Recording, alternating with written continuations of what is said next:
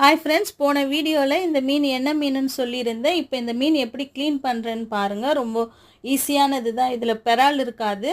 சைடில் ரக்கையை க்ளீன் பண்ணிடணும். க்ளீன் பண்ணிவிட்டு தலையினுடைய செதில் பிச்சிடணும். பிச்சுட்டு வாலெல்லாம் கட் பண்ணிடணும்.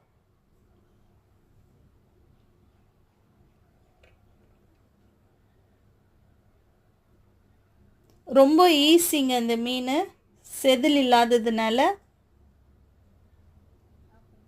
அவ்வளோதான், முடிஞ்சுது. இங்கே பாருங்கள், சைடில் இருக்க அது ஒரு முள் மாதிரி இருக்கும். அது நம்ம கொஞ்சம் சீவி எடுத்துட்டோன்னா மீன் ரொம்ப நல்லாயிருக்கும். இல்லைனா ஒரு மாதிரி சாப்பிடும்போது ஒரு மாதிரி மாட்டோம். ஆனால் எடுக்காமல் செஞ்சாலும் அது ஒன்றும் தெரியாது பெருசாக. இந்த மீன் குழம்பு செஞ்சாலும் நல்லாயிருக்கும், வறுத்தாலும் ரொம்ப நல்லாயிருக்கும். எவ்வளோ பிளட்டு பாருங்கள்.